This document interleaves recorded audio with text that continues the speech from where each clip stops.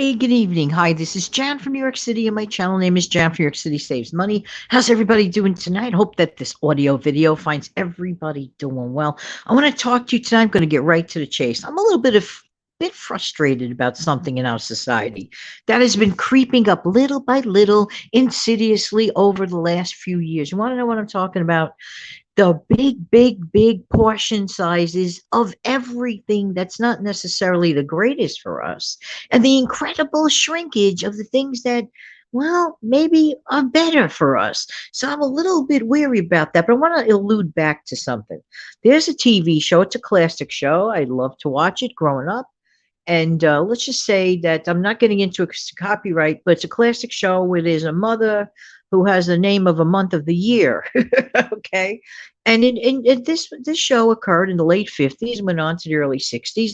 I barely remember it first run because I was like a toddler, but I do remember in syndication. That's where I grew up with it, watching the rerun after rerun and the rerun after rerun, which to this day, believe me or not, I still watch rerun after rerun. But that's me. But I have noticed something, and I actually remember this even in my childhood growing up. Is it my imagination or yours? No. Coffee cups have really just grown out of control.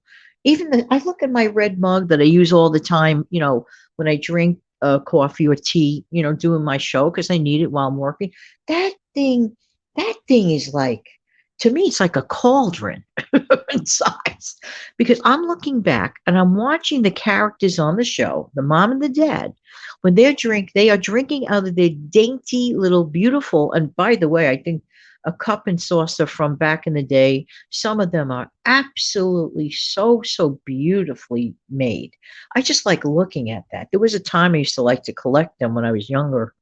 But anyway, getting back to this, do you know that the average size of a cup of coffee back in that time, 50s and early 60s, was about 4 to 5 ounces? What? Some people think that's a thimble today, a thimble in size, like putting coffee in a thimble. No, I think that we have retrained our brains in the wrong direction. Now, when did this transformation take place? From what I looked up in research, it started with disposable cups. Now, the only time people were able to get an outside cup of coffee prior to, I think, 1964, but my numbers could be wrong, so please don't quote me on and say, no, it's not that year, blah, blah, blah, blah. All right already. So I'm saving you the trouble. All right. So about then, people would go, let's say, to the local little cozy coffee shop. Okay. Or they'd even go to the drugstore. Remember when they used to call them drugstores? Okay. And there might have been a counter. This was a smart business move, by the way, the drugstores back in the day. People were waiting for their prescriptions, for example, and they'd be sitting there at the counter, or they'd meet up with a friend, grab a little fast sandwich or whatever, or I don't know, donut, and a cup of coffee. And you got it in a real cup. Yeah. And then when you were done with it, they took it away and they washed it and reused it for a future customer. Wow, what a concept. I'm just saying. It was the truth. Then came out disposable cups, all right, which is a great thing, which meant the customer could actually wait for their prescription, order a cup to go, not sit at the counter and drink or eat something, maybe just sit there and wait a second and then run out the door and then sip their coffee in their, paper disposable cup at their leisure.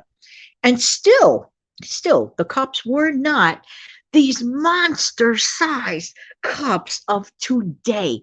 What does this tell you? We have been retrained to think that 4 to 6 ounces of coffee was not enough. Who benefits from that? Does the consumer really benefit from that? I don't know. Everybody's different. Do you find yourself buying an outside coffee and then dumping out half of it anyway? What a waste. And what a waste of money. Just saying, and not just saying in a good way. That is like kind of like not good. So we have been trained to think that we have to have 32 ounces of coffee in the morning. I mean, that would be the equivalent of that character on that show drinking 8 of those dainty cups worth of coffee. Let's think about that. 32 ounces of coffee, and back then a typical cup was about 4 ounces. That means those characters would be drinking 8 cups of coffee before they left their beautiful home to go to work. Hello. Is that what we're doing? Let's think about this. Or letting it sit in that mug and reheating it 100 times. I don't know. The whole thing to me is ridiculous. Now, let's take another example. When I was a child, if I wanted to get, let's say, a corn muffin, a blueberry muffin, a muffin. Well, a muffin was the size of, let's say, a typical cupcake pan, if you will, like the cupcakes you make at home. Excuse me, like about that size. Okay. That was your typical normal muffin. Now, if I decide to go not to a drugstore, if you will, or a pharmacy to get a cup of coffee or a corn muffin or a blueberry muffin, we have, of course, those coffee carts, those coffee wagons, those little trucks in the street. All right. If I want to get a muffin there, can I tell you something? And you probably will tend to agree with me. A size of a muffin has grown demonstrably larger. What? It is to me monster size. This is how people are insidiously, without even realizing it, gaining weight. Well, they're saying to something, yeah, but it's only one muffin. Yeah, but it's only one muffin that could feed 3 people. I've had situations, some of my friends and family could verify it. Either they would pick it up for me in the coffee wagon, or I'd have one from the coffee wagon. They would come off, let's say, for a cup of Joe and a little chat. I would take out that monster sized muffin and we would divvy it up into 4 ways. Because keep in mind, we were, kids from the 60s and the 70s. And to us, that is a monster size. Now, to people who were born into this and they're used to that, it's like, well, it's a typical day. It's a typical muffin. And it's a little bit too much. This is how we are sneaking in more calories, unwanted calories, where it's not our fault. It's really not our fault.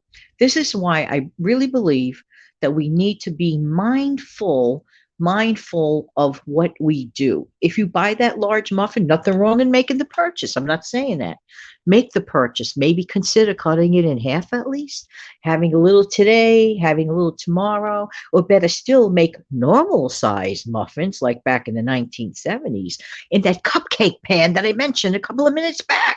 Does it all make sense to you? To me, it does. To me, it does. You're saving costs, you're saving calories. Now, here's where something that shrunk up that this is wrong, in my opinion, but to keep costs down and people being able to go to the store and, make the purchase, they have to sometimes cut things back. Now, when I was a kid, typically a container of yogurt was like, in my opinion, if I'm not mistaken, about 8 ounces, which is a generous sized cup of yogurt. Literally. It was like you got your money's worth back then. Now, some yogurts went back to serving 8. Many are sold at the 5-ounce level, the incredible shrinkage. Now, that's a healthy product. Yogurt is good for you, unlike a very sugary, sweet muffin that you could feed an army with. You know what I'm trying to say? Therefore, we have been so used now to these monster sizes. Do you drink 8 cups of coffee in the morning? You probably say, no, I don't. But maybe by the 1950s or early 60s standards, maybe all of us really are. Something to think about. In the meantime, this has been Jan from New York City. Thank you so much for listening. Why? Because I really do appreciate you. Don't forget to come back in the future. And don't forget about my Monday through Friday Let's Save Money show that uploads every single morning at 5 a.m. Eastern. Going to come back with a wave.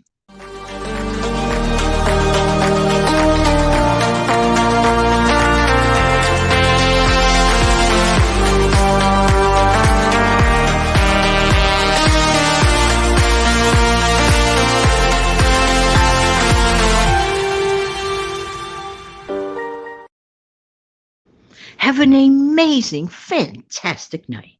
Bye-bye.